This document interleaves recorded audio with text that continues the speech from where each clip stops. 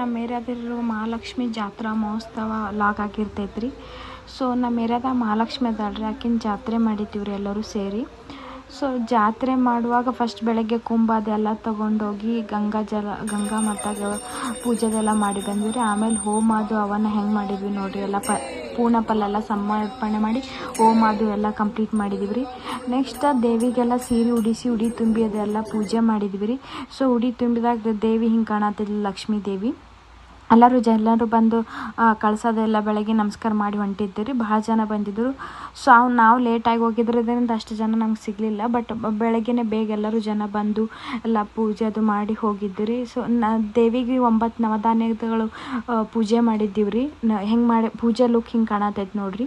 So ಆಮೇಲೆ ಈ ಪೂಜೆ ಅದು ದೇವಿ ಜಾತ್ರೆ ಇರೋದ್ರ ಸಲುವಾಗಿ ಮಹಾಪ್ರಸಾದ ಇಟ್ಕೊಂಡಿದ್ದೀವಿ ರೀ ಎಲ್ಲರೂ ಏರಿಯಾದಾಗ ಎಲ್ಲರೂ. ಇದು ಮಹಾಪ್ರಸಾದಕ್ಕೆ ಜನ ಭಾಳ ಜನ ಬಂದಿತ್ತು, ಭಾಳ ಜನ ಸೇರಿತ್ತು. ಇಡೀ ಊರಿನ ಜನನೇ ಸೇರಿತ್ತು ಅನ್ಕೋಬೋದು.